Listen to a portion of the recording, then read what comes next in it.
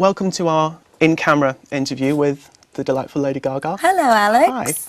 Hi. We only have 2 hours with you today, as you're off to the Only O2. 2 hours? Only 2 hours, and we got a lot of questions. How are you? I'm very well, how are you? I'm good, how are you? I think we're going to dive straight in, and the first question that we have is from myself, Alexander Fury in London. SHOWstudio.com is a fashion website, first and foremost.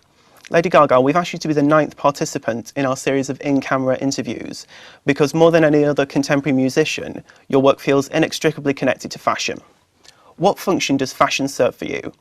Do you use it to underline your musical themes, or is it another outlet for a different type of creative expression?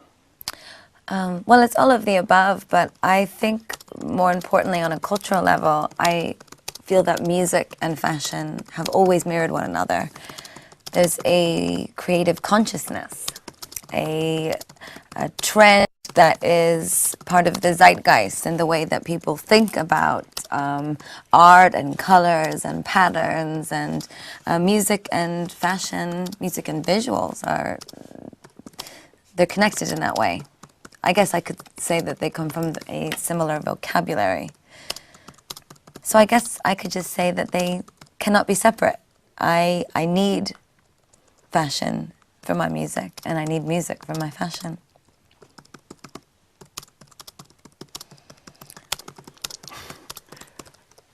Oh, well, You're a very fast typer. thank you. I'm going to read it back to you and just make sure that I've got the gist of it, and if there's anything that Oh, no, I've you don't have missed. to read it back. Okay. No, I trust you. Let's go. Okay, It's just a second. live. So we're ending it with I need fashion for my music and I need music for my fashion. Yes. Cool.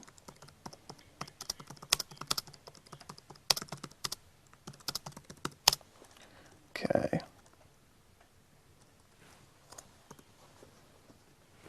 Am I wonky? Ruthie, I love you. Don't talk to me, Gaga. It's live. Just moving on to our second question now. As I said to you just before the interview started, we received 25,000 questions. So from your many fans. little monsters. Thank you for all your submissions. And I read through the 25,000 questions for And you. thank you. And whittled it down as best I could. This question is probably the one that we were most asked throughout the questioning process. And in this instance, it's been asked by Ricky White from New York, Hello.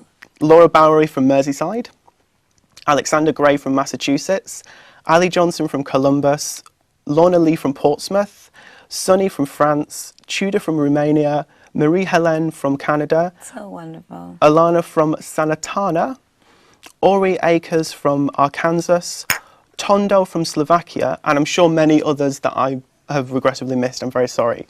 But the way that Ricky White phrases it is, you are such an inspiration from what you wear to how you sing, but where do you get your inspiration from? From capital H-I-M. I think there's two different kinds of artists. There's people that need to be plugged in to perhaps a cultural movement in music, or a movement in fashion, or a movement in the latest fishing techniques. But I think for some of us, and I would perhaps say the same about my very good friend Nick Knight, who I love so much, but for some of us, it's a much more innate gift. It's a much more spiritual experience. We don't necessarily have to be plugged in to a particular movement in order to be a part of it. It's transcendent. It's an inspiration that is that we're born with.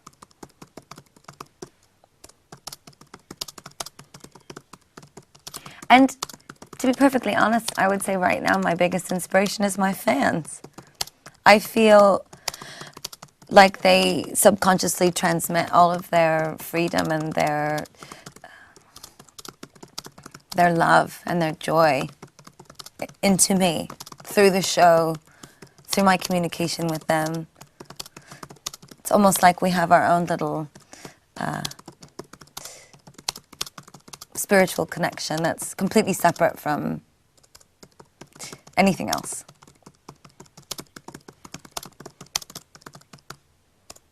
I wish you didn't have to type this. Does he have to type it?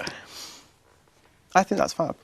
Okay. It's quite nice because the idea is sort of if someone comes, just to go as an aside, if someone comes in halfway through the interview, although I know we've had some tweets that people have been staying up and it's 4 in the morning where they are and they've stayed up to watch this. But if anyone, for whatever reason, comes in halfway through, they can see how you've answered so far. Oh. And then later on, they can see the on-demand footage, which we'll have Great. very soon. Great. I'm just checking my spelling because it's absolutely frightful. I couldn't even spell Nick Knight, which is reprehensible. Which is reprehensible. You should be spanked. Well, how do you say it in London? Flogged. Flogged. You should be flogged. We should say that to Ruth. I'm sure Ruth would enjoy that. Flogging. It's like the bum film. It is. For anyone that's wondering, Ruth is the impossibly beautiful woman that's filming us right now. Impossibly beautiful and very talented. And just very like your good self. talented. Okay. We're on to question 3 now. Question 3 is from Midheeb Nick Nuardhit, I hope I've pronounced that correctly, who's in Ireland. Did Rainer Maria Rilke's theory that artists should not accept criticism help you stay determined when you were starting out? Yes, I love Rilke. It's no secret that I live my life in almost utter submission and loyalty to Rilke. I think it's important to be able to be objective about your own work, and I also think it's important, what I've learned through my love of Warhol, also to empower the people around you to feed your creativity. Criticism can be wonderful if you have a very strong sense about what you're creating. If you have an incessant need for validation from an outside place that is not yourself, that's when criticism can be not just detrimental, but completely life-changing to your work. You don't want the world to dictate what you create. You want to be a fuse, a funnel. It has to always come from you. So yes, in short, I don't give a fuck what anybody thinks. Except for Nick Knight. Nick Knight is God.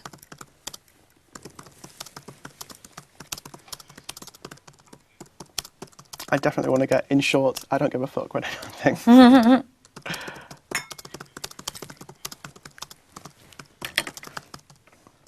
And it kind of answers our next question, I think. Okay. But I will ask you the next question anyway. Mm-hmm.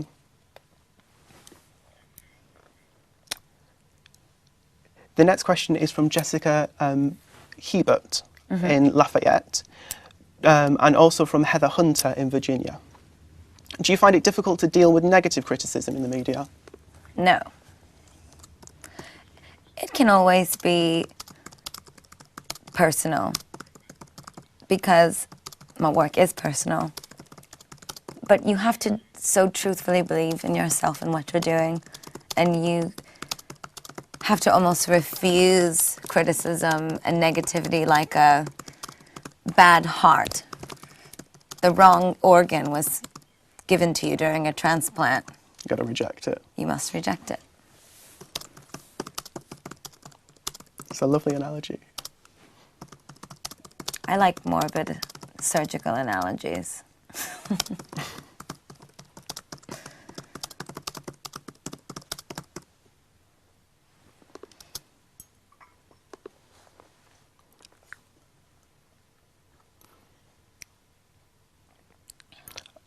Okay. Our 5th question is from Perez Hilton in Los Angeles.